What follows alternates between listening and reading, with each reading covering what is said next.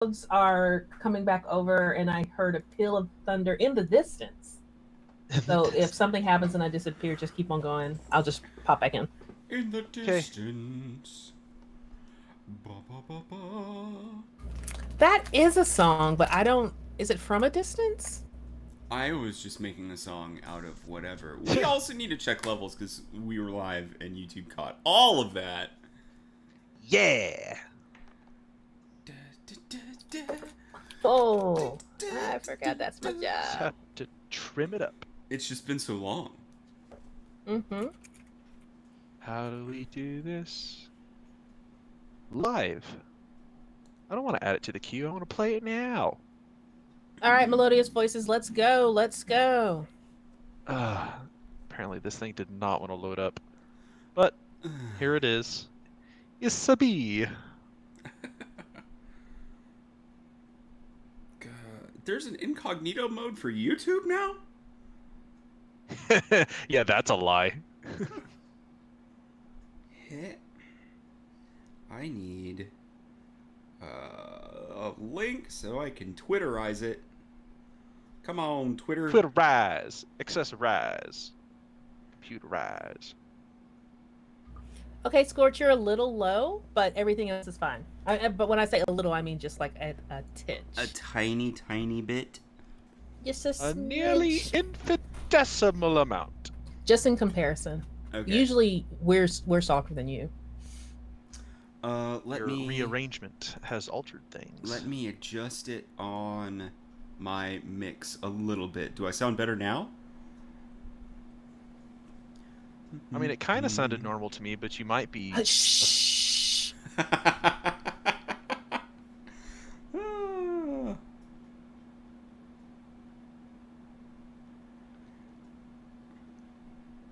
Okay, that's better. Okay, cool. Just twittering. We can start talking if you want. Hey guys, it's a podcast. I'm making a Twitter link, so I'm quiet. But we haven't done one of these in, I want to say, 2 or Ages. 3 months? Maybe? Long time. It's been a long time. There are a lot of video game things that have happened since then.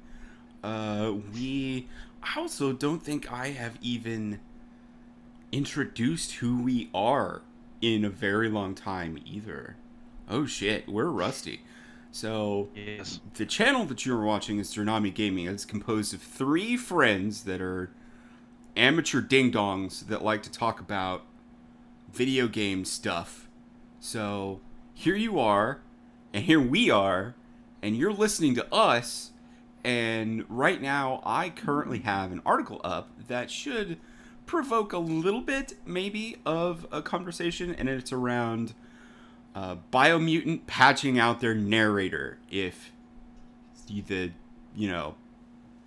whatever, the mood should take you. That's the thing that I was attempting to say. So, Which I believe was one of your holdovers to playing this game, if I'm not mistaken. oh yeah, I didn't want to hear the pesky British dude talk about all the BS in that game. I just wanted to play the game. You know what I mean? Apparently, you were not alone. It was enough for them to get responses to turn that dude off, and they listened, and they did. I think I complained about that a year ago when they were showing this. Like a year ago when they first patched in the narrator, and I heard him, like, received pronunciation over all of the action for a furry little ninja man, and I thought, no, I don't want to listen to this. And, yeah, I don't think I was alone either. No, I don't think you were. I do feel like that is some kind of play testing oversight where they probably receive feedback from the alpha and their beta testers or however they did Biomutant, and they were like, no, we're not gonna. It's too much. It's too much. We'll just ship it. We're not going to get that many complaints. They're not going to. And then they probably got more than they anticipated. It's like, well, patch that out. Yeah, I don't know why they didn't, like, do that in the first place. I Dude, don't I know. don't know either. I don't know. I Well, the don't people either. that make these games, they have ideas and they're like, yeah, this is what we're gonna do. Yeah. And then enough people are like, nah, brah, you need to cut that out. And they're like, but really, it's such a good idea. And then they like try to reason it out with whatever reason that worked in their heads. And then finally they're like, okay, well, everybody else seems to not really want it either, so we'll take it out. Do you think that that was like once they had the narrator, they were like contractually obligated to ship it with the narrator because they now Um, like have his work in the game? yeah, there might have been something to that effect, but I think now they can probably say, hey, well, you're in the game. It's just up to them, the user, whether or not they want to listen to you. And then they can kind of, skirt by the fact that, yes, we fulfilled our contract, but our contract didn't say that our fans had to listen to you. And so they just pushed out the patch, didn't make a fuss of it, and kept on going. What do you think about it, Vast? Do you have any inclination to play this game any more or any less now that like that's not around? No, well, I honestly haven't or can't recall what the narrator sounded like. I don't necessarily mind that conceit in games. However, there when I think about it and think about it fondly, like three games come to mind, and the first is Tales of shoot. Oh, it was a game that came out on all platforms. Eventually, I played it on PS4 maybe about 4 years ago, and you played as a fox, and you were path tales or story. Shit, Wow, was that Thunder? did you? Yes, Wow, God that was dang! overhead. that was impressive. Duck and That was cover. overhead. Yeah, so it was called Stories Path to Destiny or something like that, and it was like very humorous but dark humor, and the narrator was like perfect, spot on. Um, then Hades. The other two games were from the studio that did Hades. Is it Supergiant, Tales of Supergiant. Arise? yeah, Supergiant Games. So Hades, and then that their first game, Bastion. Yeah. I really enjoyed that conceit there, but that voice really fit, or those voices really fit the game, the gameplay, and the style of the game. Uh-huh. So it didn't take me out it didn't take me out of the moments when the narrator started speaking. So I guess maybe the narrator didn't quite fit inside of this game if it got that many complaints. Do you know what I mean? Yeah. Well, down here in this article, let's see. Someone complained, I never want to hear a Shakespearean voice describe piss and shit as yellow juice and brown bobs ever again. And that's kind of Keeping the it deal. PG. That's kind of the deal that I was talking about. Like, why would you do that? Well, is that the narrator? Yes, but doesn't that speak more to the script than it does than the narrator itself? I think it's a combination of the writing for the narrator and also the voice of the narrator too. Mm-hmm. I don't necessarily think that they could get away with that with any other accent. Like I wouldn't listen to some guy from Jersey say that or anything, you know what I mean? But I think it Mm-hmm. might be a little bit more, I don't know, funny if it was such a mismatch. But yeah. I'd listen to him if he had a southern draw. I'd listen to him the whole game. That would just be comical. But one of our friends, loves this game and has no problem with the narrator. And as far as I know, she's like the only person in my orbit that has played this game, and she doesn't have a problem with it. So I guess it's not like a universal thing, but there was enough pushback It to probably also get them depends out. if the narration is not enough to disengage you from the game itself, you kind of ignore it like white noise and you just keep playing the game. Yeah, Mm. It's probably where a lot of people sit. They don't really care one way or the other. They're just playing the game. Yeah, and reading the subtitles and tuning out his voice. that is true. Well, do we want to move on? I think we beat this horse Yeah. enough. Where do Yep. we want to go to What you next? got? So, Well, linked up, I have the Unreal Engine 5 early Yeah, let's access talk thing. about that. You want to go there? Let's can hit we up talk some about Unreal these 5. sweet triangles, please? Yes. All right. I will have it Sweet playing in the triangles. background as we speak. Here's some two dudes from Epic Games talking about it, but it's on mute, so we can't hear what they say. Let's go to the graphics Nah, here. you can just skip these guys talking. Get to the good no, stuff. that's exactly what I did. Alrighty. Desert Canyon, you guys. Can you imagine? This isn't just Desert Canyon. This is immaculately lit and simulated Desert Canyon. Yes. Yes, it is. So This is CG cinema good Desert Canyon. From the way that I've heard certain people in industry talk, and I'm specifically talking about people like Mike Bithell, who I only ever hear on the podcast Play, Watch, Listen, which is an incredible podcast if you haven't listened to it before. He says things to the effect of the fact that Unreal Engine 5 is coming out will completely change the way games are made. And I wouldn't doubt that. that gets me excited. I mean, so if we just take what they showed at face value, to kind of sum it up without, you could watch their video too, because they give you nice detailed explanations, but basically you now have the perfect marriage of artistry created pieces or scenery chunks that can be exported and put in at their maximum fidelity at which they were created and lose no performance. Yeah. That's kind of the sum of it. And everything is extremely modular and palette oriented, so you can very quickly scale, stretch, alter, and otherwise, place in a very natural setting.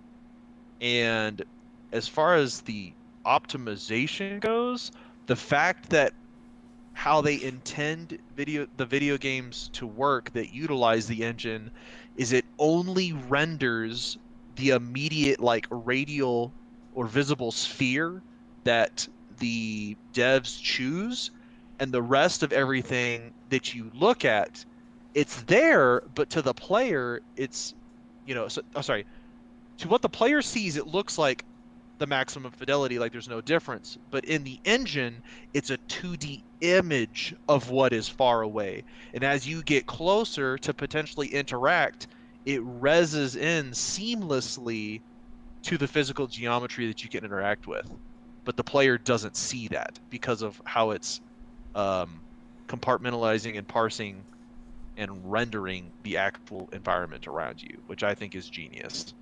Yeah, it's really nice. And so I haven't ever coded a video game. Spoiler.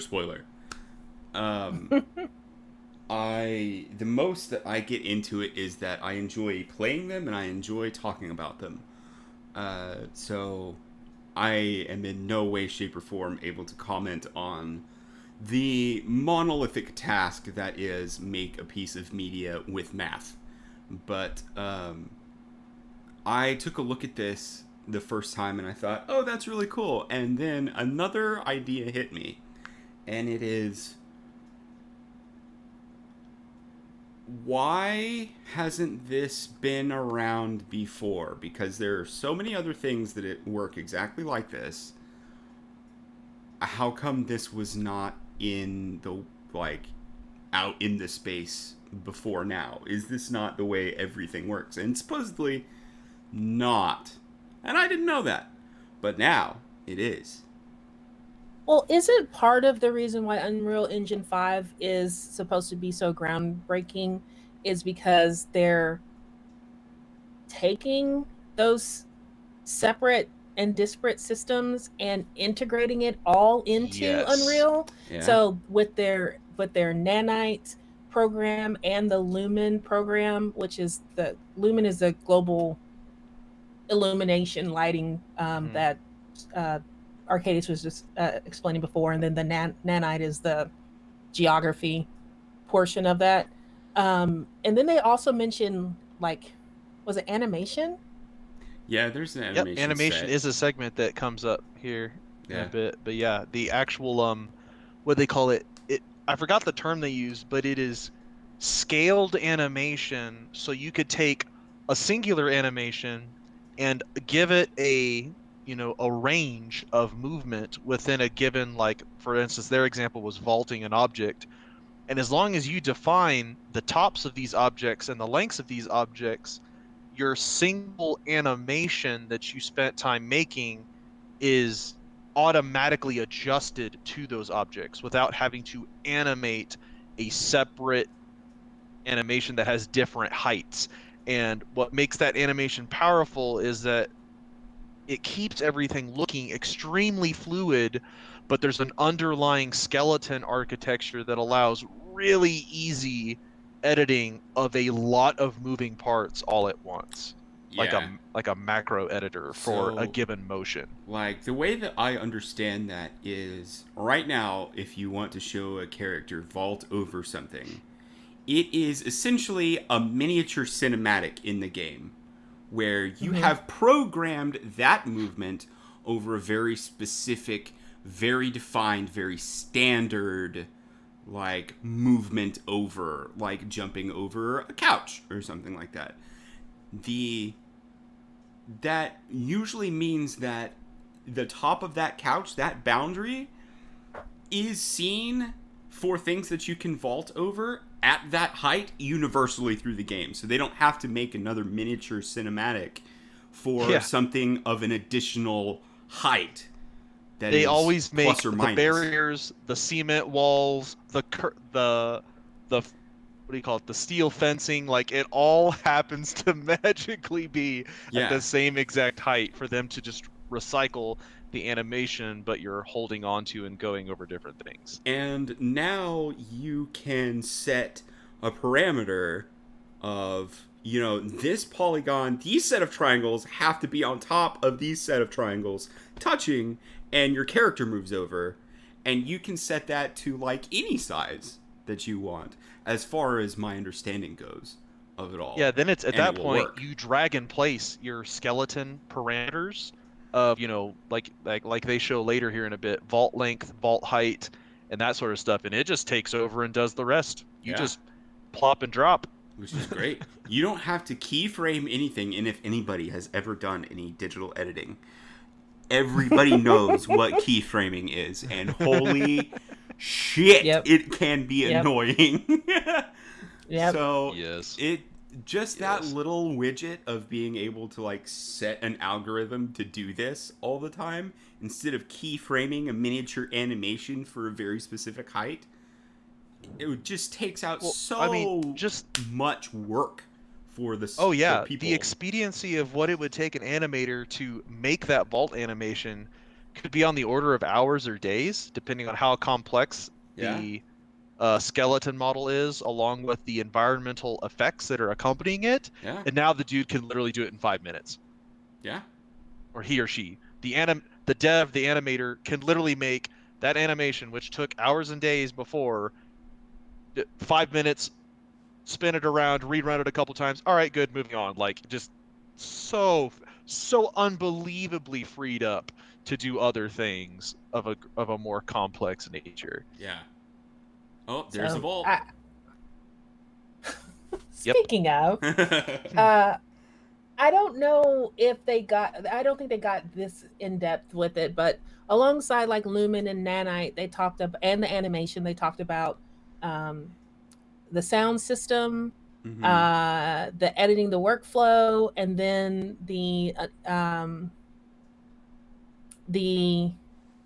meta human rendering, like face rendering program that they have built into Unreal 5. So there's just like a stupid amount of tools that are all integrated into this one thing. And God bless Fortnite. I never thought I'd say that Yeah, for because being able Unreal to 5 fund was this. yeah, Unreal 5 was going to come. Like don't, let's not get it twisted. But I think they had like the war chest to go in and say, "Okay, what is it that we actually want to do?" And they could do it, you know? Yeah, Yeah. the wish list got nice and long when the funding was able to back it, and it looks Mhm. like they've incorporated just about everything that they wanted on the wish list that they could feasibly accomplish. Dream big, you effing dreamers. Hmm. I'm And then very you glad. touched on it earlier, the audio stitching and Mm-hmm. visualization process that they do. So that was supposed to be kind of like the last big thing that they talked about was that they can create a multitude of sound effects and just audio, music stitches and kind of whatever you want it to be, and it flows and connects in a visual format so your uh, individual sounds can be added. Uh, you know, Basically the mixer ability, it's not just a bunch of bars and graphs. It has a flow chart. You can timestamp it to occur within certain flows of a sequence and then repeat, or you could have it all happen together in one big mix for a different sound by itself. Yeah. I think they're And looking at it. No, they're looking at right now. They're looking at the big Colossus thing, yeah, this is animating the the movement, scaled motion ability that they have. which is really cool. It Quite. it'll make a whole bunch of things a whole lot easier, which I imagine. I don't really have to imagine. I know is the name of the game, making things easier while being able to achieve your artistic vision is the deal. Well, this is also going to make your NPCs and enemies a lot more lifelike because they can now have more elaborate move sets and reactions because of how easy this stuff can be scaled together. So now they can spend time making more combinations of move sets rather than the amount of time they used to have to spend just to make a single move set. Yeah. So you have a diversity of, enemy types, enemy motions, other NPC movements. Hopefully this means they can make smarter NPCs that don't just derp Oh, around the level dude. and act like they're helping. Like, oh my Eventually, there's goodness. gonna be, and I imagine it's gonna be pretty quick. There's gonna be a file dump that's gonna be like Unreal Engine 5 human movements, and it's just a gigantic library that all plugs into itself of just organic movement for a human, Yeah. and you can just plop it in there, and your humans will do that. Well, so what makes this, I think, pretty even faster is the fact that they still do the motion capture stuff because that's how they got the realistic movement they wanted because of the herky jerky former ways of how they would have to animate this stuff. Well, if this is how easy they can animate it nowadays with just a little bit of variations and changes, they could do a host of motion captures and then automatically have a perfectly functional library that is very easy to manipulate. Yeah, totally. So yeah, that's the amount of, I guess, just ease for the developers that this trailer kind of displays and shows compared to some of the older methods where it's a lot more piecemeal and takes a little more time to craft, where each company kind of had their secret sauce was in macros. It wasn't even in some of the IP. It was how clever could they develop some of their macros to do some of this stuff that now is just built into the engine. Yeah. So all of that time no longer needs to be wasted trying to be productive. They can just be productive out of the gate and make better content from there. I feel like from the way that people are talking about it, this is a shift that is it's essentially the same as like going from MS Paint to Photoshop. Like that kind of integration for everything. Even though people are looking at it and wowing at it, I don't think it's going to be realized until the first couple of games that really utilize the engine. Oh yeah, totally. This is Like a people look at this and go, gigantic "Oh, that's thing. pretty cool," like whatever. But no. When they get their first full taste of what this engine can do, I think that's when people are going to be like, "Oh my God, where have we been? What is going on?" So Yeah, should be interesting. I'm excited for it. it's really exciting. I'm never gonna use Unreal Engine 5. I'm going to reap the benefits of other people using it, and I am And that's okay. so happy with that. I'm so happy with that.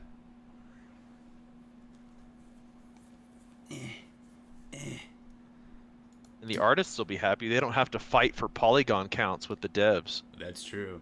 We can't fit enough of that onto a reasonable file size. It's already 340 gigs. And then the artist is like, "But you're not capturing the essence of what I spent hours to make." And then the people that are having this conversation will get an email from Vast saying, "Make it smaller! I want more games on my hard drive." They can make it as big as they want. Just give me more hard drive for my system out the box. Yeah, We'll see where Sony gets with that. Like, I'm not going to relitigate what I have been saying since the beginning. Yeah. But that console, granted, disclaimer, shortages, 2020 was shit, blah, blah, blah, blah, blah. They knew that hard drive space was too small for today's and future games. They knew it. Yeah, Yeah. they did. But the price was probably right for having that smaller hard drive set up because the bean counter said so, and that's the way it went. Oh, and we're PS5, whatever. Call me when it really launches and I can own one. What's next on our agenda? So, next we have Tiny Tina's Wonderland. An interesting Hold on. game. We got to set this up. Do we? Because it's not just Tiny Tina. Yes, it's not just Tiny Tina's Wonderland. We are entering Summer Games Fest / E3 / whatever else is being umbrellaed underneath this explosion of gaming news. Explosions. Yes. Absolutely. Yes. Thank you, Mr. Torg. Now, from Summer Games Fest, Gearbox announced Tiny Tina's Wonderland. Now we can go into it. All right. Well, why don't you handle this one? Keep going. Yeah. Oh, Don't You're on a stop, roll. won't stop. Let's go. I'm just excited about it. Yeah. But yeah, on the Summer Games Fest opener, one of Gearbox's representatives came up, said, "Hey, we've been working on something seriously in secret, because I don't know if anyone saw it coming. I know that the community have wanted oh gosh, what was the game called? D&D style. I don't remember what they called it in Borderlands, but they wanted another game like that or a DLC like that. And they just decided to give us a whole entire game. Yeah. Tiny Tina's Wonderlands. I never saw any murmur or mentions about it. If it was on the very tiny corners of the internet. Yeah. Because I never saw anything about it. Gearbox's main office is in my state, and I didn't hear anything about it. So, yeah, they've been pretty quiet. But they've also attached some pretty big names to this game. Like Andy Samberg, Wanda Sykes, Will Arnett. I'm just looking at the names that are popping up on my screen. Oh, and yes, Ashley Birch, who is Tiny Tina. Ashley Birch is really cool, you guys. If you haven't seen this stuff that she's done, she's really cool. And don't forget Her Royal Highness, Butt Stallion. Her entrance in the trailer just made me so happy. That is the best running gag I have seen since Bugs Bunny. Butt Stallion is amazing. And they didn't just drop it, they kept it alive and going. It's still running. Yeah. Still strong. Oh, it's gonna be good. But there was a little dispute between us about what this game is going to be. Oh yeah, as far as to how its mechanics might be executed. Do we want to talk about that for a little bit? Do we want to enter the speculation zone? Now entering Please. the speculation zone. This is the speculation zone. So at the end of the trailer, here's where I'm coming from in this. Hi, it's me. Tiny Tina says roll for initiative and throws dice at the camera. She does. Which is, you know, a blatant Dungeons and Dragons reference. Indeed. Which makes me think that this game is going to end up being turn-based. Objection. Yes. This is where our dispute comes from. Now listening to the defense, you have the floor. I'm pushing my glasses up. Excuse me, sir. Just... But if you recall from Tiny Tina, the DLC from Borderlands 2, Tiny Tina doesn't open the quest with this, but within the opening of the quest, she asks the players to roll for initiative. And throughout the DLC, there are dice that you can roll. Yep. So, but it's still an action shooter. Yeah. Do you think, and I think they would mix the there. two together, where you roll and then you initiate a combat scenario, and then your combat scenario is basically you being dropped in to your standard Borderlands first-person shooter? I don't know how that would work. And then when it's over, you sort of pop back out into your board-style play. Like a big campaign map, and then you're dropped in per conflict? Yeah. I don't know. I don't know what to think about that. I mean, I could see them possibly hybridizing it, but again, that is pure speculation. I honestly think it's going to follow the same Borderlands formula of, you know, you'll have guns, you'll have swords, you'll have gun swords, but it'll be... You'll have guns that fire swords. You'll have guns that fire swords. The gun sword. But it's still going to end up being a third-person shooter type game. I mean, it could not be, but that's just their bread and butter. First person? Is it a first-person game? First person. I'm sorry, first person. You said third. Okay. Yeah. But I mean that's their bread and butter. They have so many assets with it already. And I think they're going to push that because so many people enjoyed it, and it was honestly amazing. So yeah, that DLC was a lot of fun. Yeah, definitely. So this down here in this Polygon article that I have up, according to Gearbox founder Randy Pitchford, who is pants on head crazy, by the way. We've already had words on him. Yeah, Tiny Tina's Wonderlands has been in and out of development for over 10 years. Jeez. So that makes me think I don't know about that. Like, you could claim that having conversations about it counts as being as part of the development process. And out of all the games in the past, we know that conversations can happen back and forth, but once you start putting money and dev time and actually making the game, 10 years seems like a little bit much. I'm gonna go with 4 or 5. Well, it's been in and out of development. That doesn't mean solid 10 years have gone into this game. Yeah, I don't know. 10 years is... I would find that hard to believe, but I figured that like 8 or 7 of those years is all talk, and then they finally did something about it. Or, and if just from what I have seen, their script writing is pretty.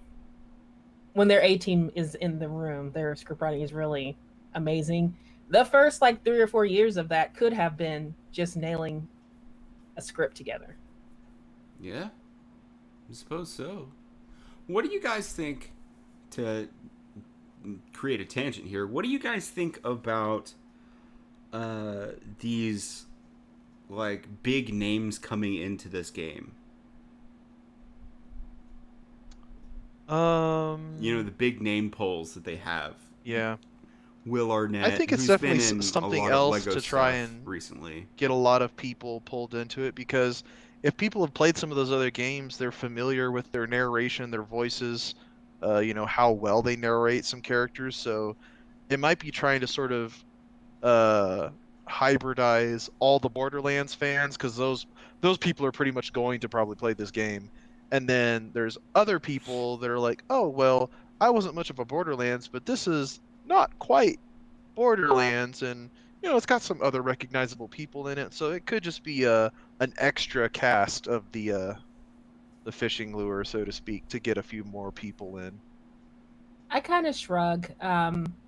It's been going on for a very, very, very long time.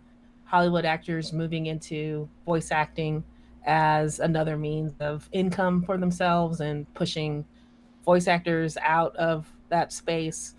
Um, it's really hit or miss because acting is really different than voice acting, or it can be It really can different be, from yeah. voice acting. And so sometimes a really great actor's performance will fall incredibly flat. Jeter Dinklage.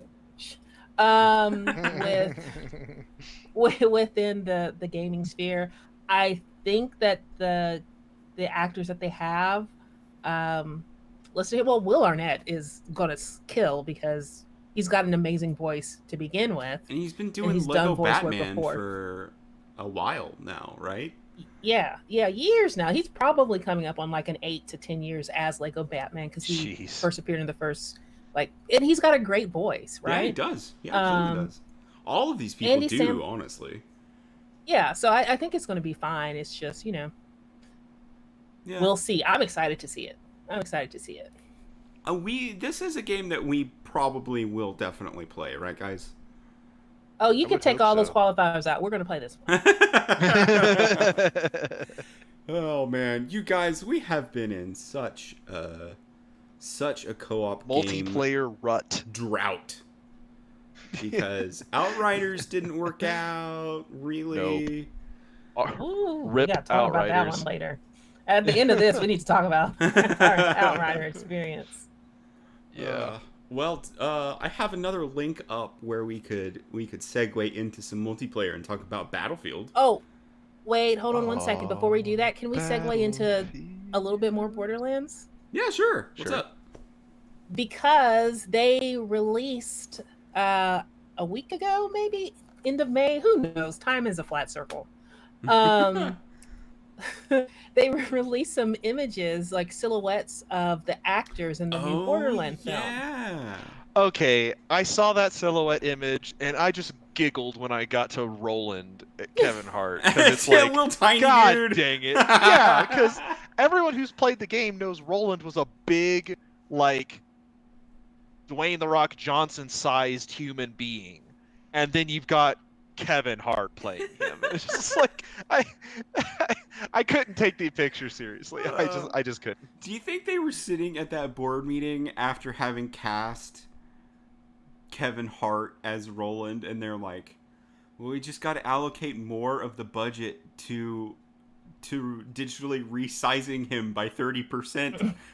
For giving him a box to stand on every time he's like sitting around with the other people. So kind of like how they did on The Hobbit, they just digitally stretch and resize and place him differently. I think I it's don't know really- if they're gonna do that or not. It might be, they might think it's funny because it's their running joke, but everyone else is like, guys, come on. Well, I think it's kind of interesting. I think they're gonna. I mean, it's Kevin Hart, so of course it's going to be played for laughs. But they're also going to play it straight, and I think this is honest to goodness, Kevin Hart's best chance to be the straight guy action hero in a film because of his height. Okay. Oh, that sounds terrible out loud. It's okay. But we I don't do we don't need to mean it. pre-filter any of this anyways. Yeah. Yeah, but I mean, I do mean it.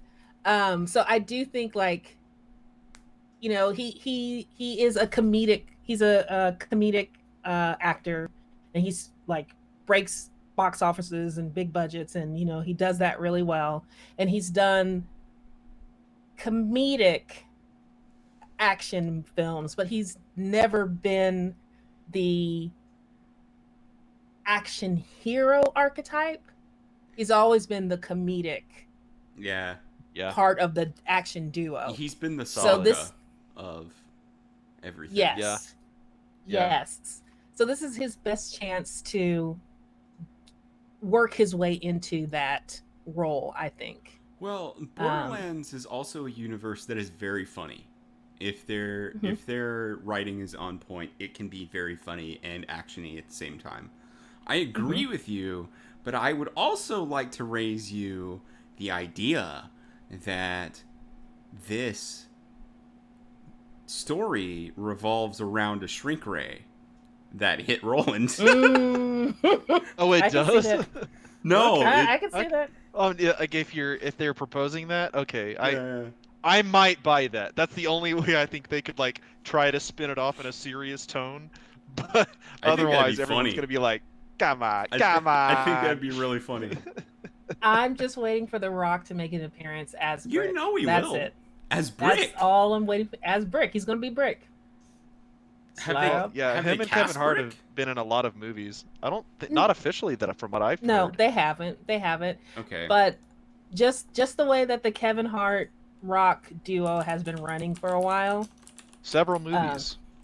Several movies where if one of them is in it, the other one just makes an appearance. Yeah, that's true. At least, yeah. But The Rock, like, he commands so much money to get on screen.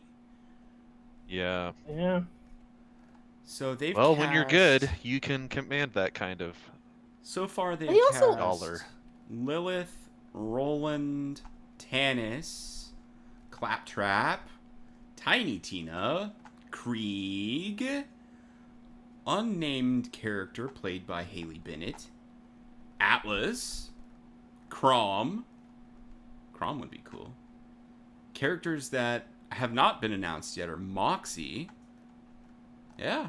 I thought Gina Gershon was Moxie. When was this article written? This was April 6th. Let's find out here. Let's find out here.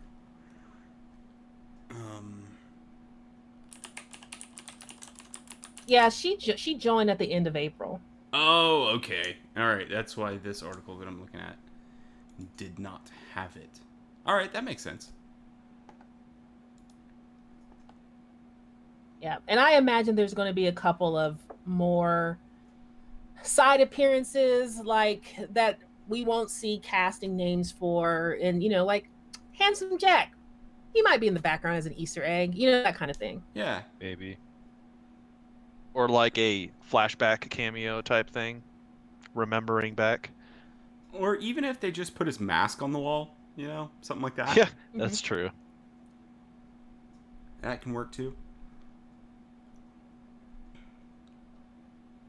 All right, we want to move on. What do we want to move on to? Let's go. Segue to your To some Good thing before I Battlefield. interrupted you. Some Battlefield. You want to talk about some Oh Battlefield, you man, guys? getting back to Oh, the roots. I'm showing the 5-minute That- trailer right now for Battlefield 2042 in all of its derpy glory. Oh my god, I need it. Put it in my veins right now. Okay. Myself, Arcadius, and Scorch have been wanting a solid Battlefield game for a long time. We're not talking about Battlefield 1. We're not talking about Musket, Civil War, World War II. Like, that's been done. It's been done so many times. And we just need a good, modernized high player count, action-packed Battlefield. And I think we're finally going to get one. After all this time, Yes. we So might actually get one. if anyone has been living under the Call of Duty rock for however long, they have announced a new Battlefield. It's Battlefield 2042. Up to this announcement, the various things about this game have been leaking to the press like crazy, and there's been a lot of speculation about where they're going to go. Now they've said it in the near future, and they've released a trailer that is a nod to all the kind of gameplay things that players themselves actually do in the game.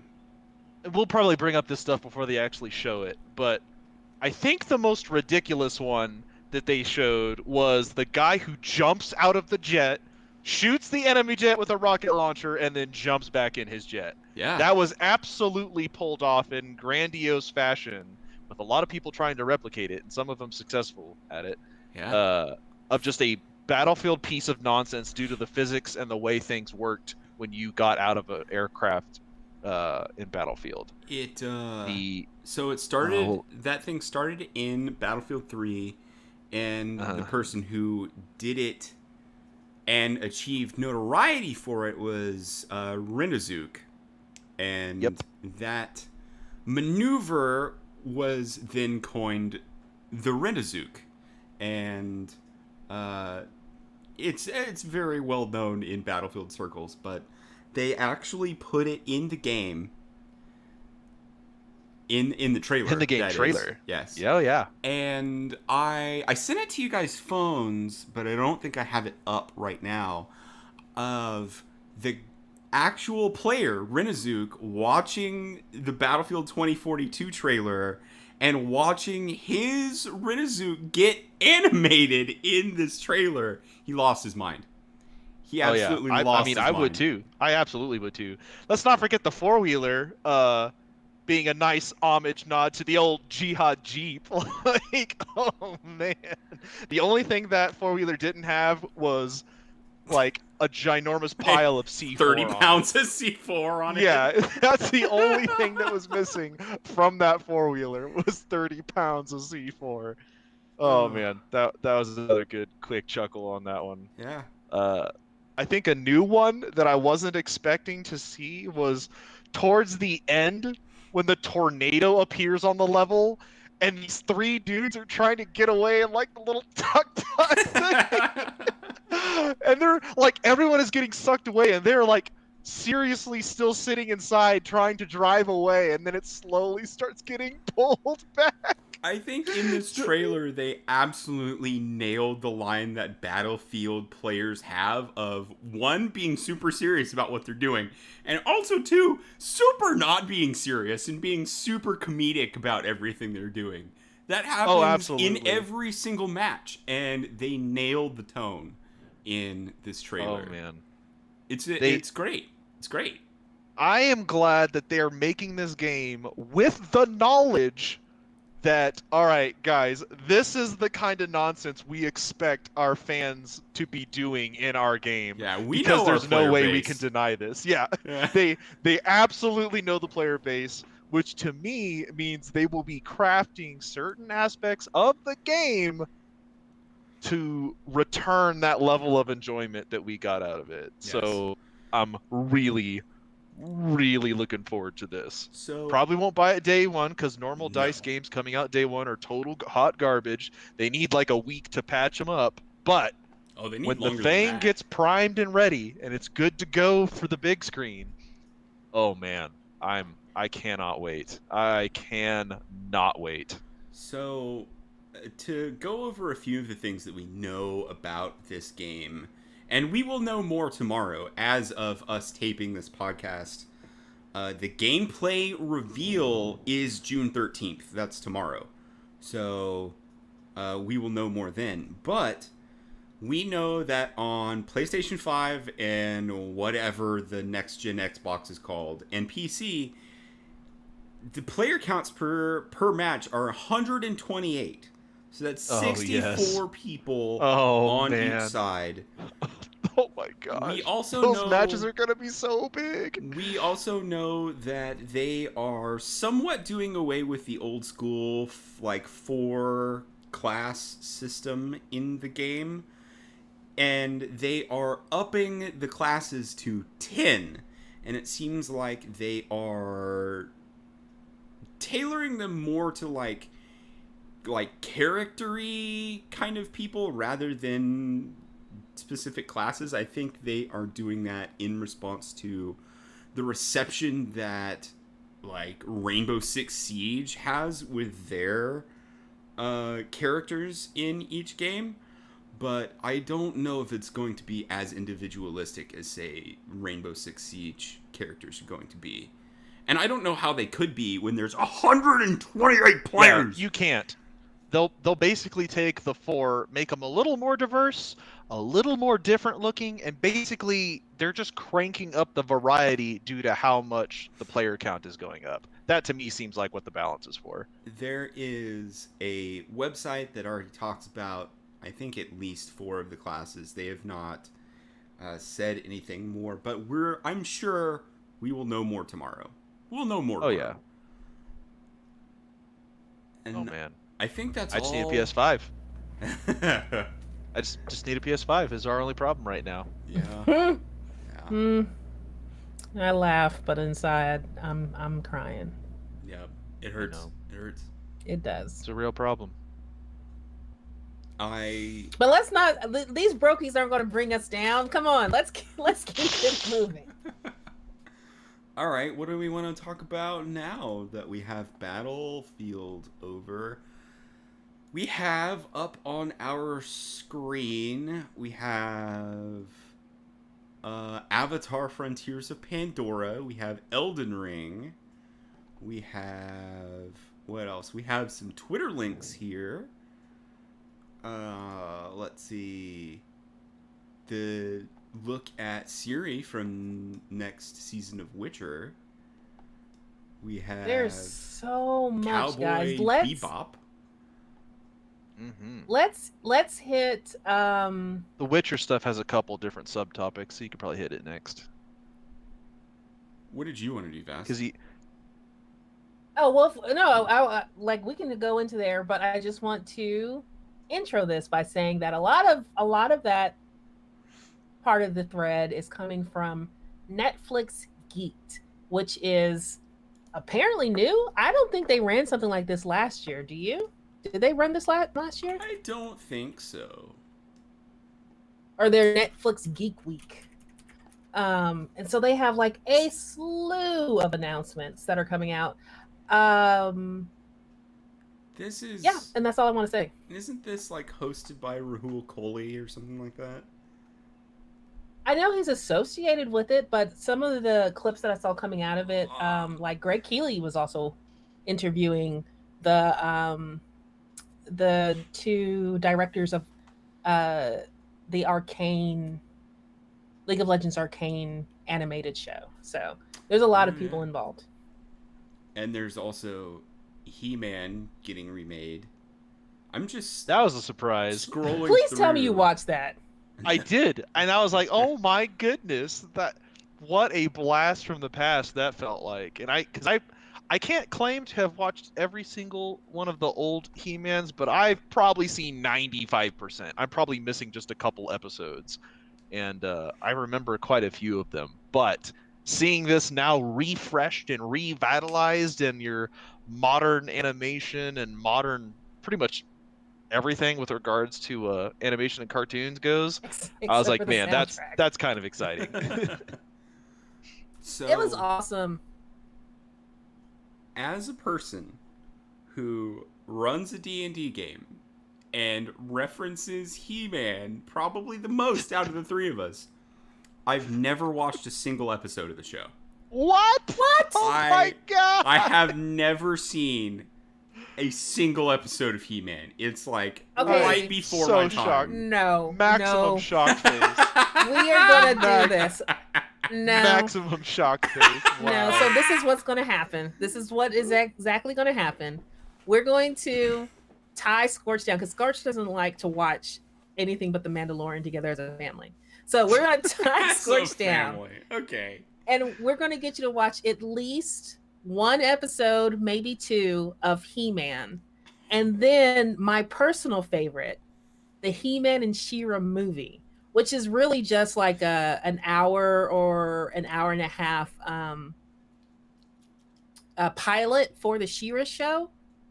But it was one of those tapes that my mom, made before we moved overseas when I was younger. And so I watched it over and over and over and over again for the 3.5, 4 years that we were in Italy. I can still quote it to this day. Fantastic film. We have got to watch it together. I have not seen the movie. Like I said, there's like maybe just 2 or 3 episodes that I don't think I saw at the reruns, and then like the movie, I certainly haven't seen any of that. Oh man, I was raised on He-Man. My dad took me as a baby,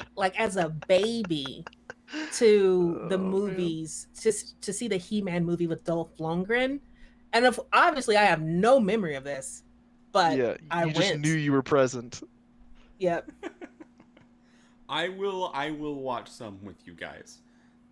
Yay! Mostly we might also want to because I haven't done a whole lot with you guys in the last like month, and it hurts. And we gotta have something. Kind of.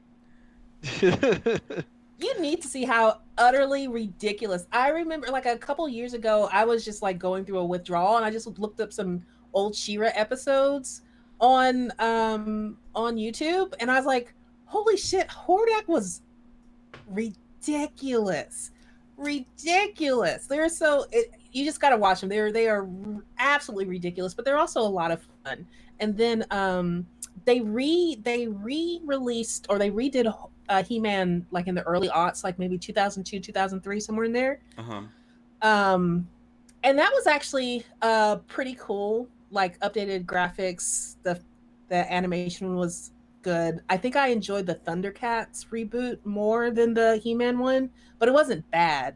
But this one looks like it's even more in tune with the roots of the original show. Mark Hamill is the voice of Skeletor. Ah, Like, yes. It's awesome. yeah. Skeletor. You know he's gonna go all Yeah. in for it. He loves that kind of stuff. Oh, Oh, yeah. man, that's so good. I'm so glad to hear that. I had no idea Mark Hamill was a part of this.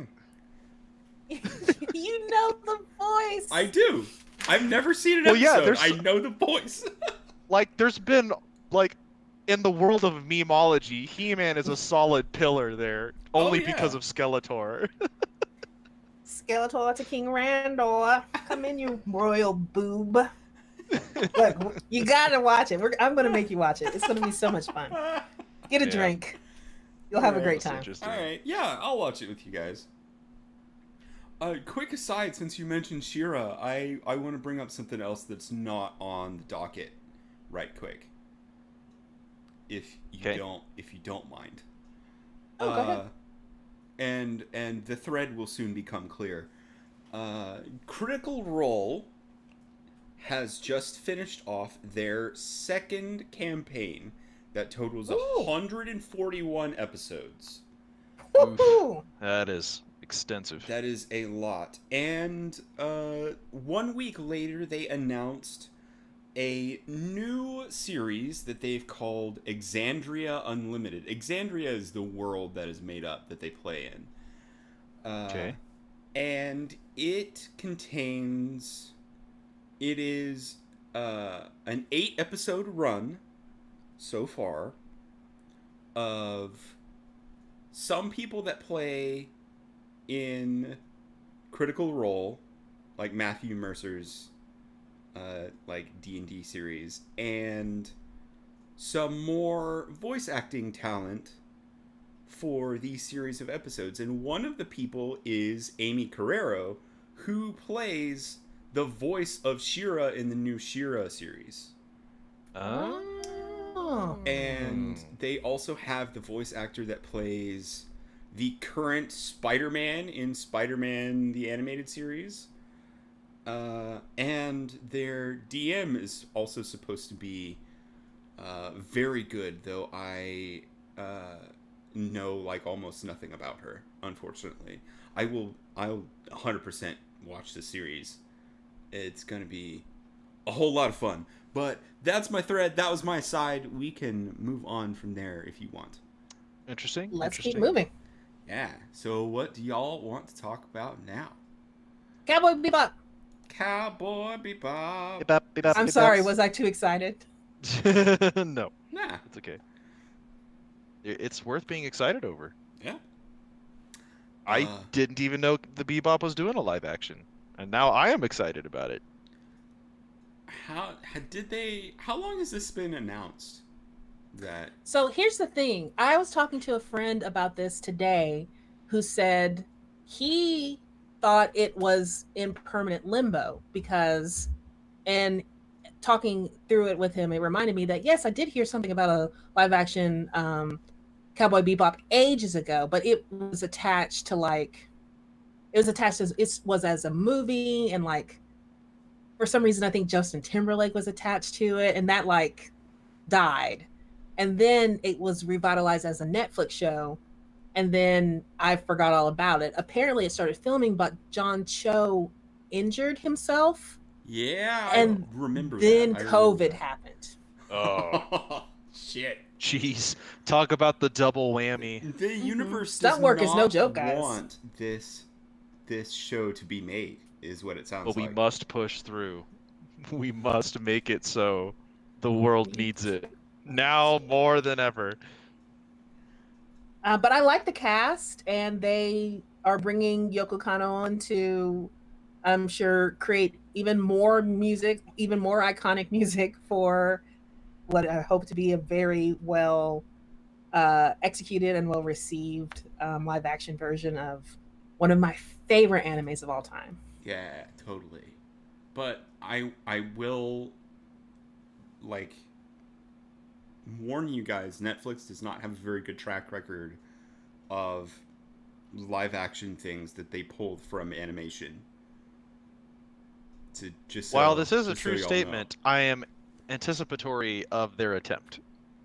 Yes. So here's the thing about Netflix that I've noticed.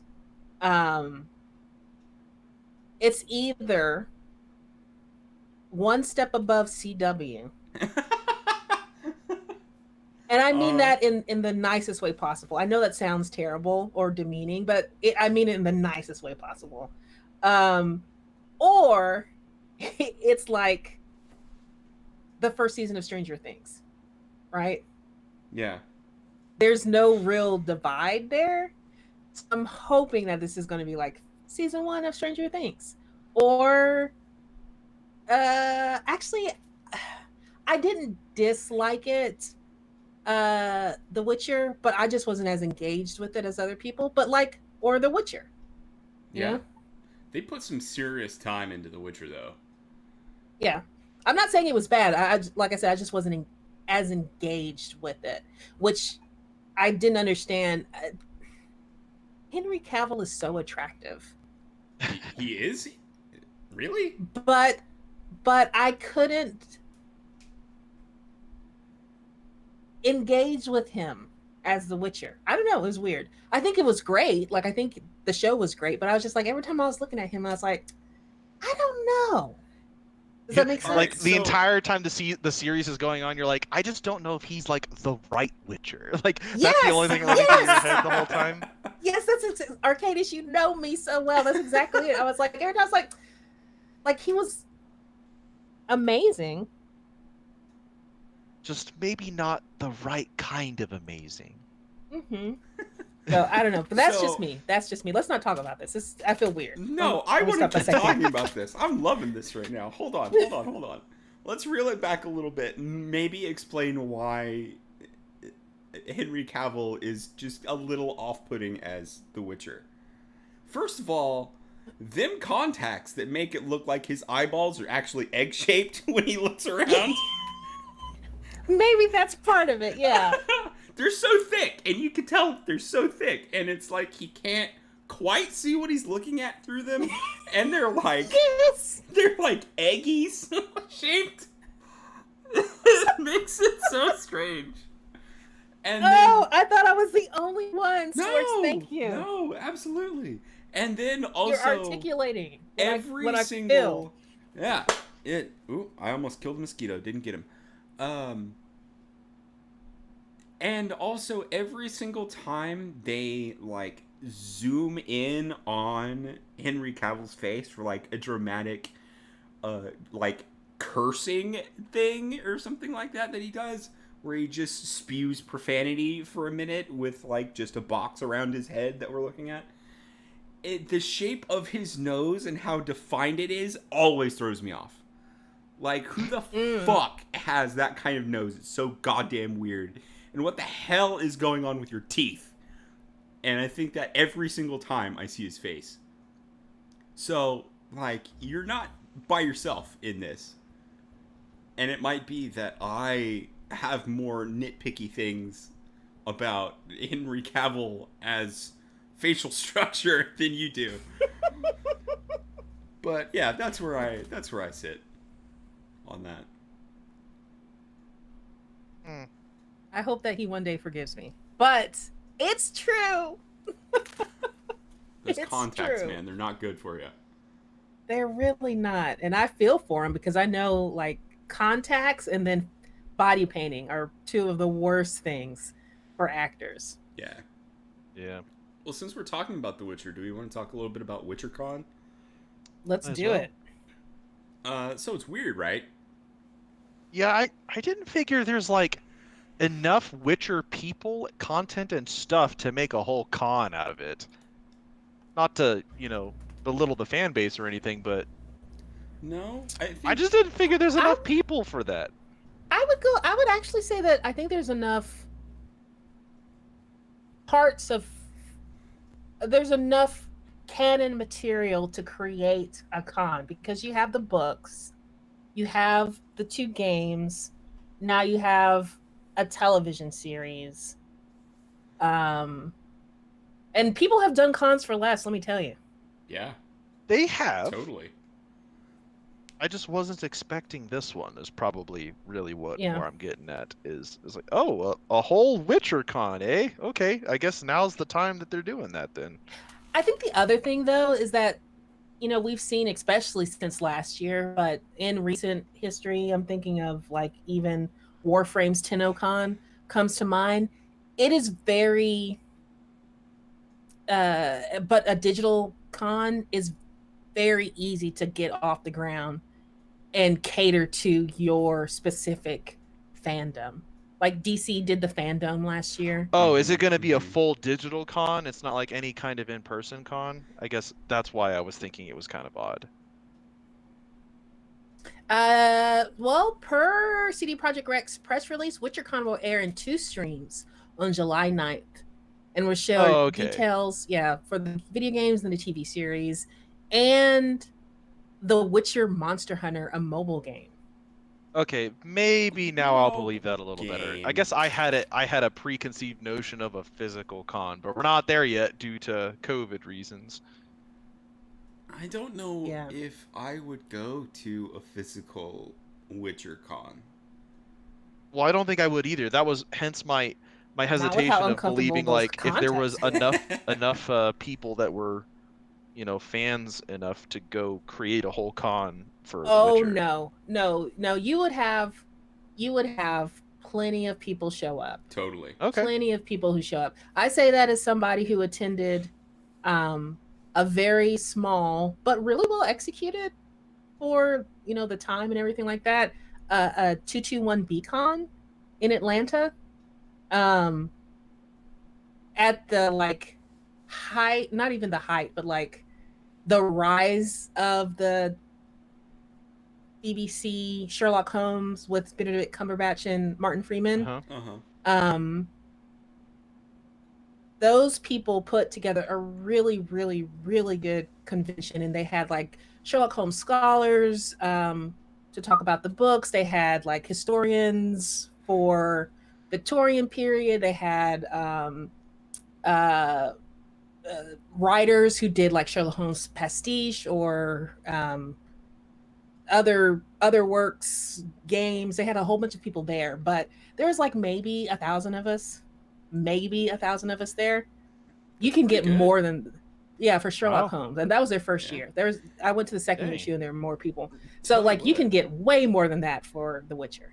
they would have booked a whole lot more people if they got the guy that was responsible for resetting Benedict Cumberbatch's eyes if they drifted too far apart. Oh goodness. Because boy, that guy's space between his eyeballs grows every single moment that I see him. I mean, it's clear that I brought him up because he was on my mind. I was talking to some friends the other day, and they were telling me about their wives who are they fall into this camp of ladies, and I know several of them myself who are.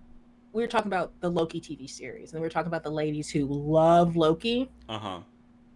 and how huge his personal fandom grew after Avengers and into that, and Yeah. how well this TV show was going to go just if just his fans watch, not like Marvel fans, but just his fans watch because them Yeah. ladies love Tom Hiddleston. Yeah. And then we kind of dovetailed into the next person who achieved that kind of level, but not quite, was Benedict Cumberbatch with Sherlock Holmes, and then the different things that he's done. So, And yeah, he's also Doctor Strange in the MCU. He does that too. So kind of related.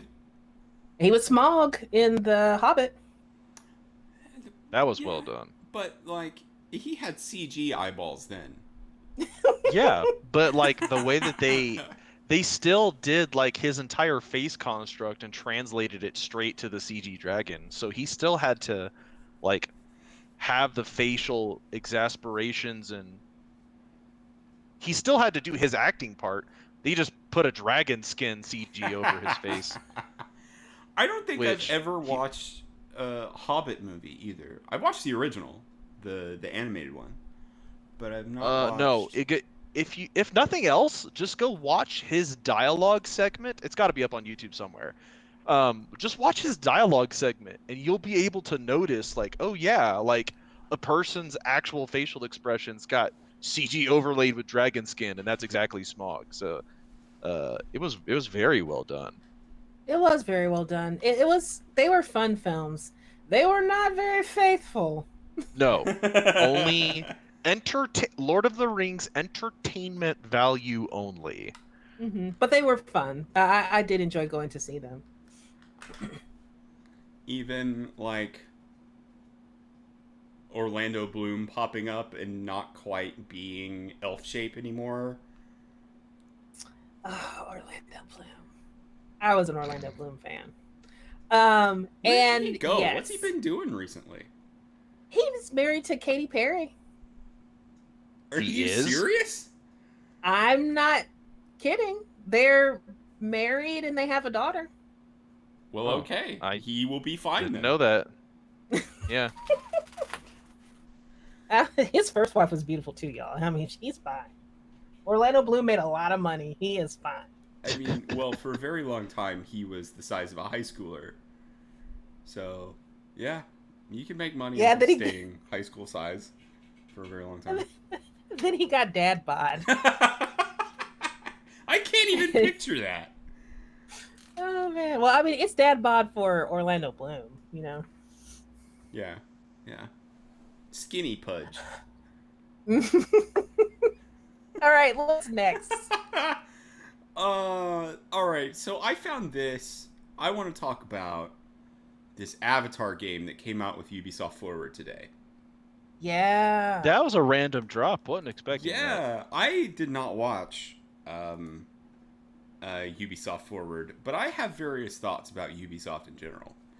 And I didn't know that they had any licensing deal with like the Avatar team at all. Maybe it's part of the surprise? I guess. But like the trailer that they showed us is entirely CG and there's like no gameplay in it whatsoever. And that tips me off to a couple of things. One, this is years away. Right? Unless they might have put Yeah, 2022. They only say it's 2022. So it's not years away, but they don't have enough to like show us gameplay of it. And 2, it's gonna be Avatar Assassin's Creed. You think it's gonna be like that? Yeah, Avatar's Creed. totally. Avatar Creed? Yeah. Because that's what Watch Dogs is. I kind of hope they don't, so that way they could just, not take. I don't know. I would really rather it not be Assassin's Creedy and that they try something fresh, but I What also if it's understand that that's a real Avatar possibility. Zero Dawn? Yeah, they're not going to be able to measure to that yet. Can they pull that off? I don't know if they'll be able I'm gonna to go with pull a that no. off. Well, so here's the thing. I'm not saying this in terms of Ubisoft's gameplay. I'm not saying that, but I'm saying in terms of the openness of the Avatar universe, or at least that one planet Pandora, because there was supposed to be Avatar universe, even though it made a lot of money. Where are the sequels, James Cameron? Where'd they go? He's working on it. Yeah. Slow and steady. Yeah. Side eyes. I mean, he has an infinite war chest to make. Yeah. Too, so. The first one made him enough money for like 2 more movies, so I think he's doing okay right now. Yeah. But I mean, in terms of like presenting a very, very unique vision of this world and the space to do not whatever they want, because obviously James Cameron is involved, but to do whatever James Cameron wants in terms of world building, I think it could be on the level of a Horizon Zero Dawn, where like literally the sky's the limit in terms of putting this into the universe. Does that make sense? I think in terms what of would universe and limit game it, space, yes, but in terms of story writing, remains to be seen. and gameplay, because I will say that as much as I enjoyed Assassin's Creed in the past, and even playing not Valhalla, but the ones that came before, Origins and like Brotherhood, Odyssey. Okay. I just played Origins and Odyssey, the Greek one, and then before that, and the Egyptian, yeah, the one. Greek one.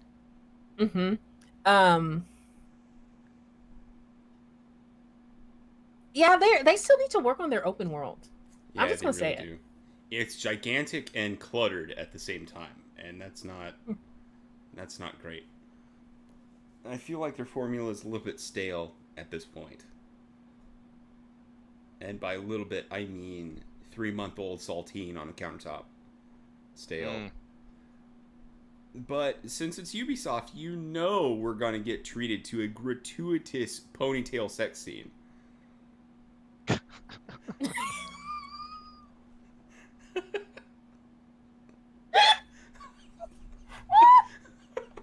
Yeah, there we go. I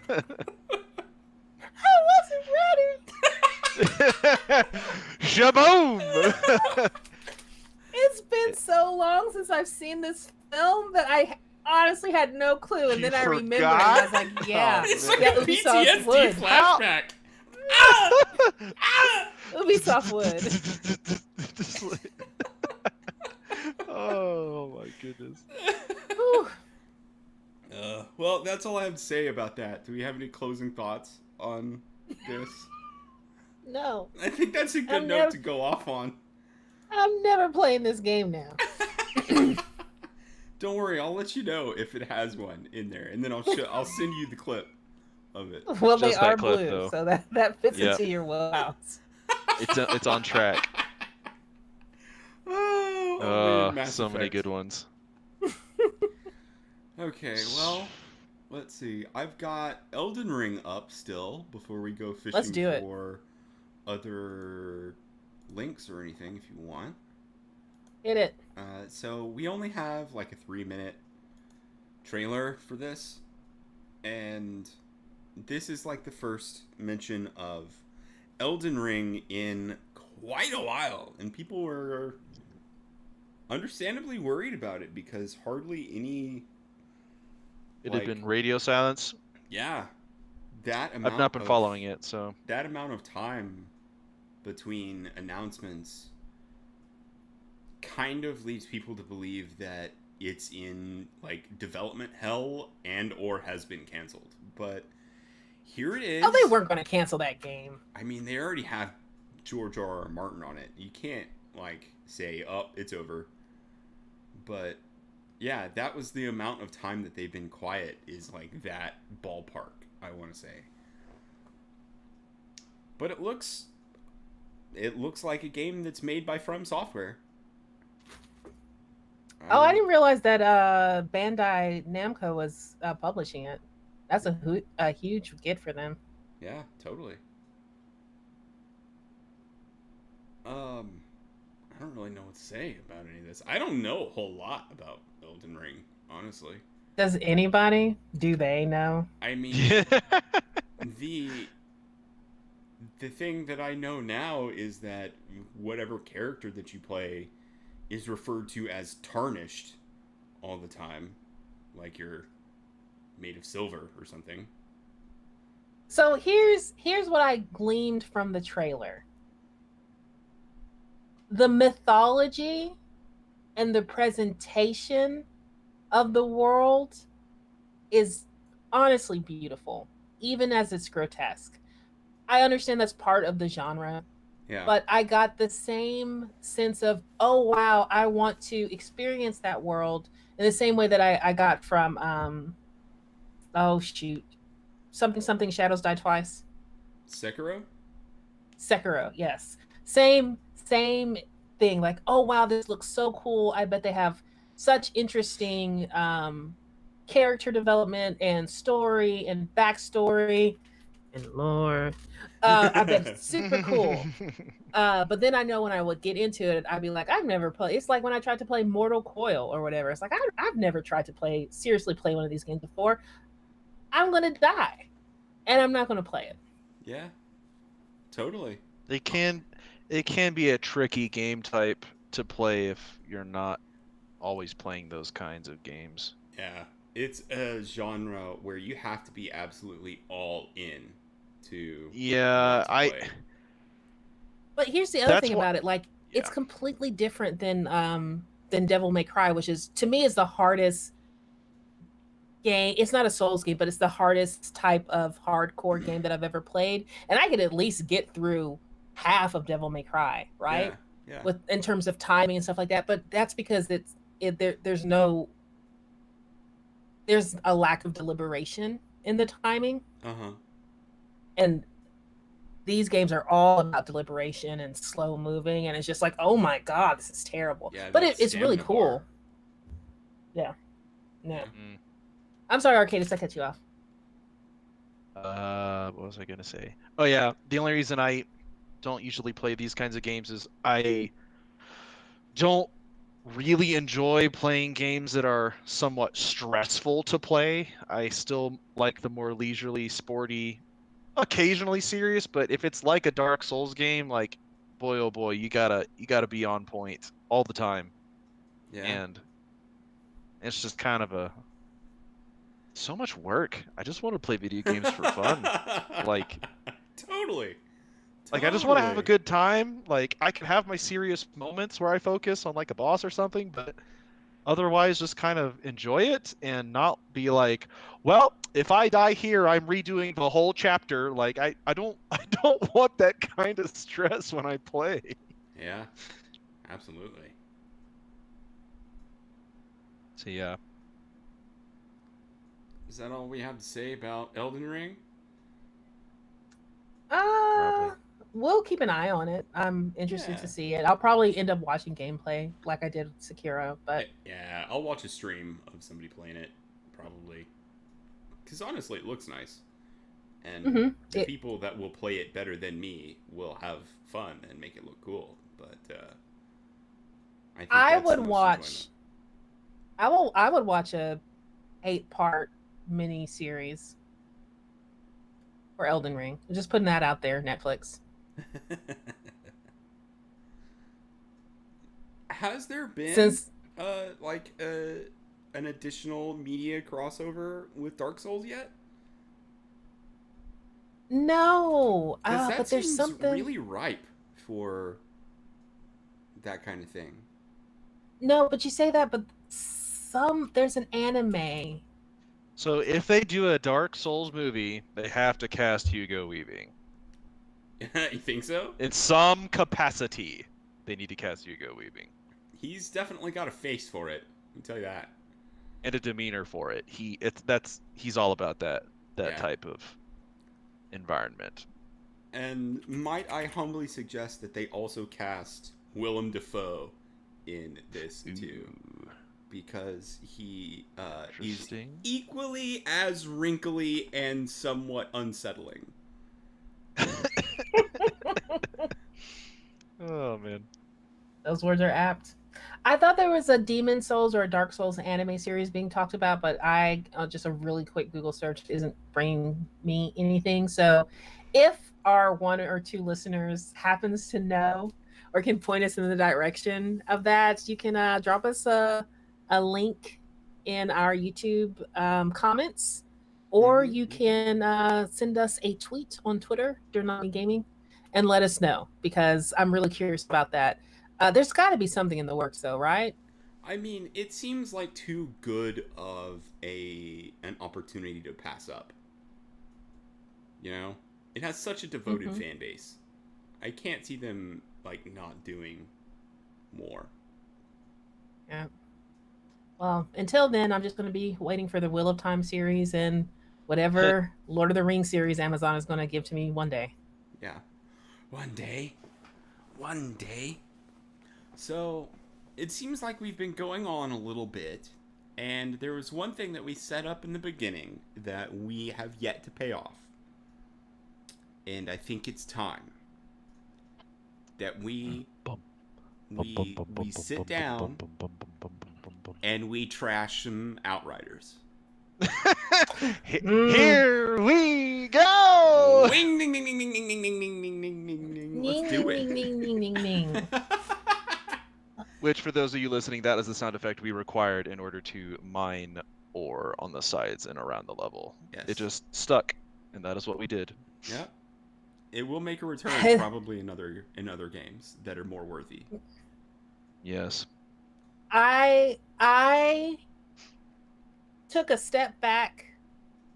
I tried to keep my constructive feedback positive throughout this Outrider journey, because Truly. I understand it was a smaller, relatively newer studio who were working really, really hard to make their dream come to life.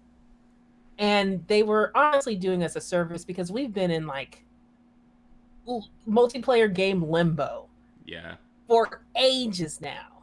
Just wanting a decent, working, mostly fun action shooter to play together. I think we have actually been on shaky ground in that territory since Destiny. Well, I mean, Borderlands 2. Like, we played lots of it's Borderlands. Borderlands 2. So Borderlands was the latest Borderlands one that was 3. successful at this endeavor. Yeah. But every other one was, I almost said Mass Effect's Lord. What is that one from Ubisoft? The Division. Oh yeah. The Division 2. Anthem.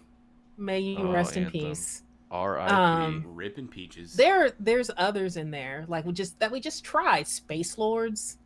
That was, oh my god. Jeez. Yeah, that I had the bad end of the deal on that one, and this time you got the bad end of the deal.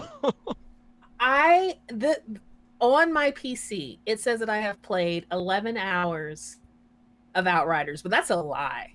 11 hours, 10 hours and 30 minutes of it is you waiting to see if it works.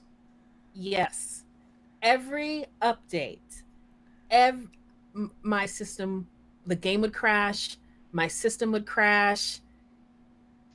Then you got the conflated error message where it thought it was still running in the background, so it thought you had a cheat bot on or something like that. Yes, I had to the anti-cheat debug and re-verify and duplicate download, and every bad PC gaming experience that I have ever had in my very short PC gaming life has been crystallized into this one game experience, and it makes me not want to play PC games. It was just that unfun. Could not connect with my friends. When we were connected, we could not fight a boss together. We had to fight the boss individually and then come back together to play the game. It was just bananas. I think it got so bad between your restarts and the load that it glitched that boss, and that's why we had to just simply go past it for the game to get itself out of sorts. But yeah, it was something weird. I just need to say that my PC is strong enough to play this stupid game. Oh yeah, that was 100%. All my specs checked out. It was fine, and it was just a broken game. And I lost my patience with it. I tried. Well, yeah. I mean, it seems pretty real. How was it? 3 or 4 times in a row we attempted to play, and these issues happened every single time. Yesterday, I think we sat waiting to all sync up for like a solid hour and a half before. It was a minimum of 47 minutes when I last looked at the clock. Minimum. That we were. And that doesn't even count all of the pre-stuff that I.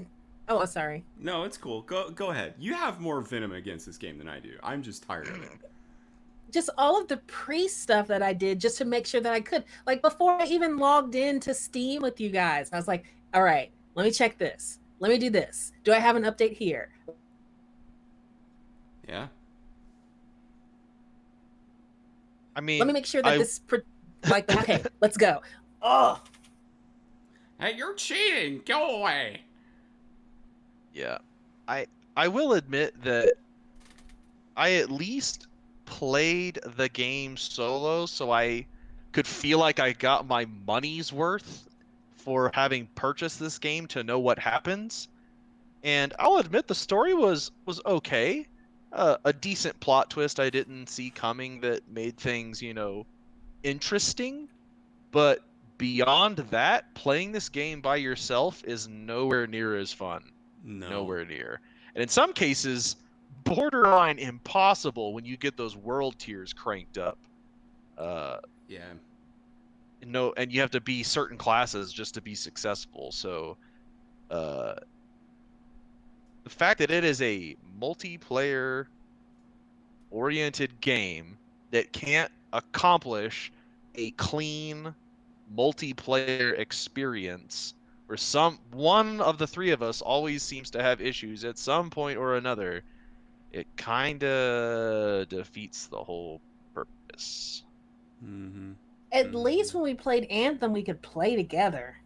Like, it was an unfinished game, and it was broken in the demo and mostly at launch, but we could play together.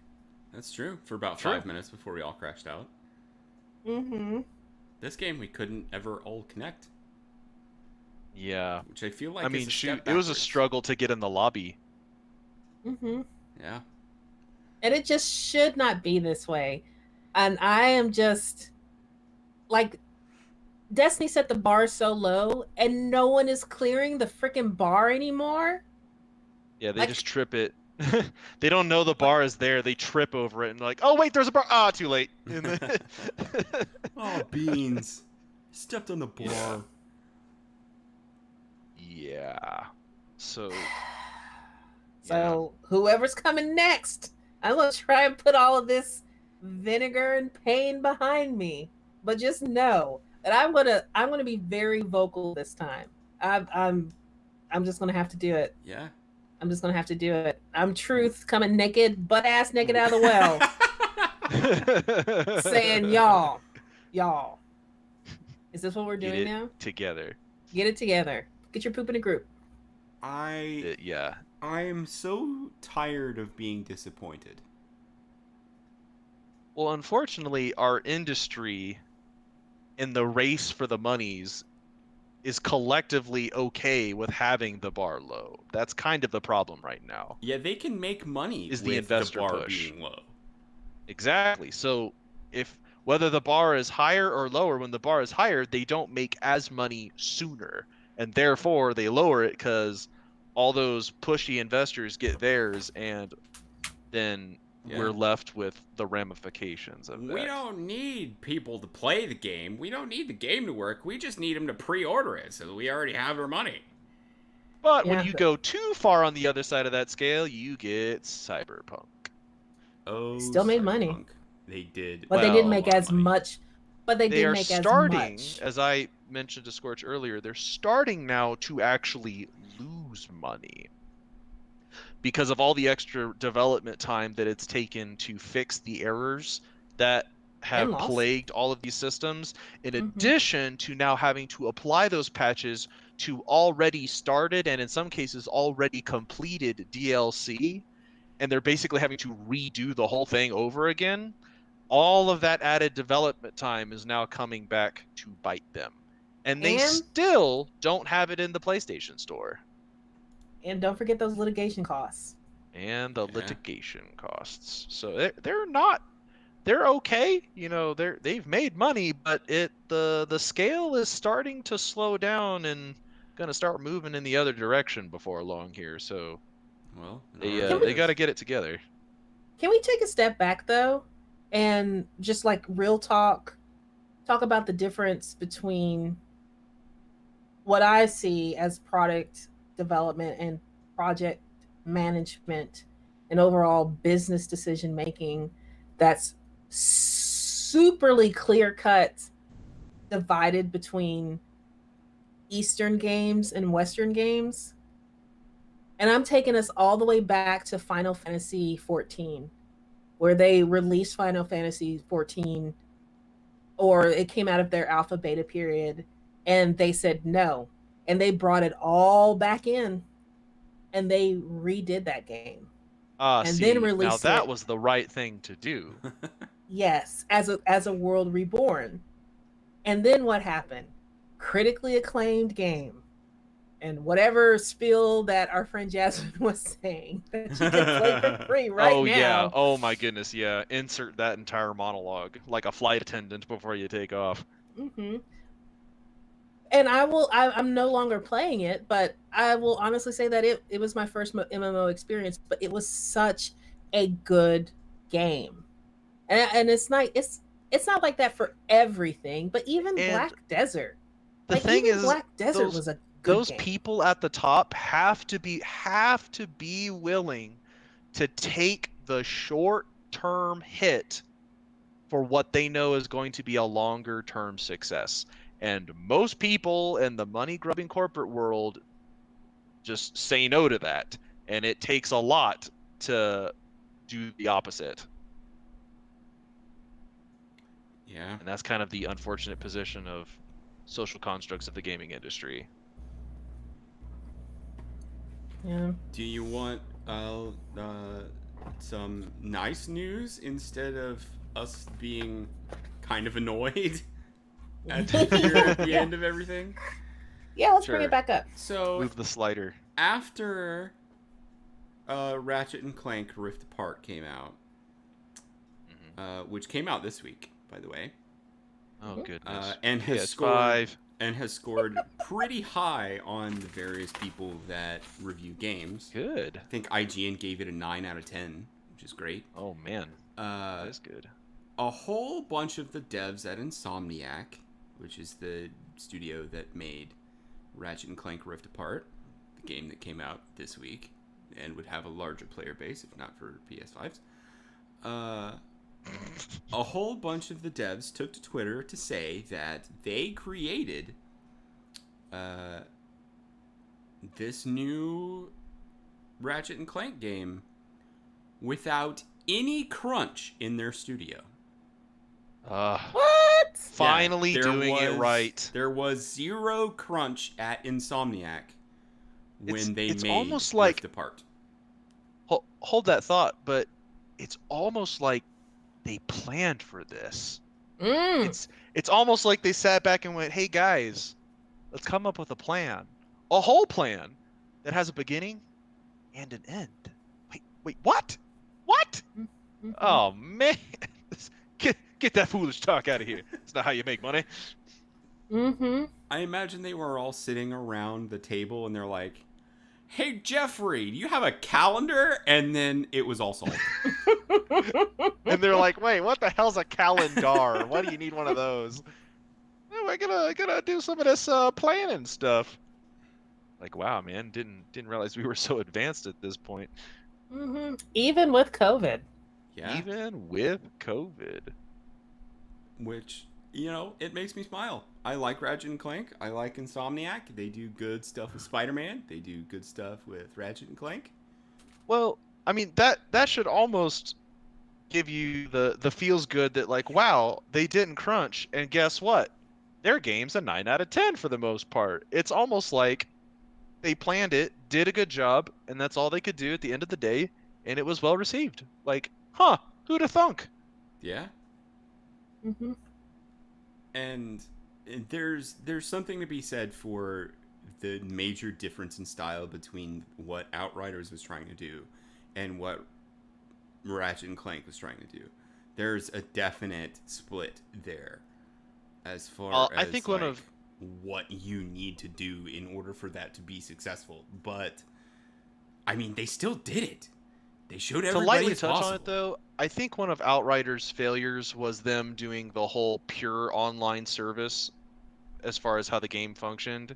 I think that bit them in the end because although it helped them on deployments and stuff, the connectivity issues at the very beginning were just game ending basically. Like Yeah.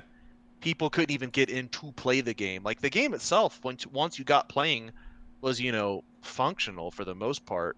Like 80 to 90% of the issues all came from that stupid connectivity method that they opted to structure the game around. Yeah. Well, that's my good news. No crunch at Insomniac, which is really nice. Woot. That's really great news. Yeah. It's great. Fantastic news. Is there anything else that we For the want to talk industry about? as a whole, too. I mean, there's just so much news coming out that we should just plan to do this again next week. If we're free. Yeah, we well, can. no, because there's so much that we didn't get to talk about. We didn't talk about Horizon Zero Dawn. We didn't talk about Nintendo doing esports. We didn't talk about the True. No Man's Sky. We didn't talk about Amazon buying MTM. There's a new MMO that has an alpha. There's a Portal script. There are D&D. Devolver Digital had their showcase today. Mhm. More like, and all the stuff that came out of the Netflix geeks, like the Cuphead show, League of Legends Arcane, they had a longer trailer. It's another Smite good is hour doing a or so worth crossover of with Stranger goodies. Things. Yeah, there's just so much to talk about. And by the end of next, like, I'm gonna put Horizon on the next thread. But by the end of Yeah. next week, like, There's who gonna be knows what's more. gonna be announced? Yeah. Yeah. For sure. Yeah. All right. For Well, sure. I guess we've come to an end today. Yeah. I think we can end it there safely. All right. Cool. So we recorded another podcast, the first one that we've done in a while. Mm-hmm. If you enjoy what you hear, then you can find us on Twitter at Durnami Gaming. You can find us on YouTube at Durnami Gaming. We distribute this podcast just about everywhere except under the umbrella of Apple because I don't want to get into their ecosystem and I'm currently in charge of uploading. Fair. Yeah, I just don't want to do it. Sorry, guys. It's fine. You can interact with us when we stream these live. We do all these live on YouTube and then put them out for the general audience. Yeah. I think that's it. I think that's the shtick today. I think we're done. Thanks Enjoy. for listening, everyone. Until next time. Yeah. Boop. Boop. All right, it's over.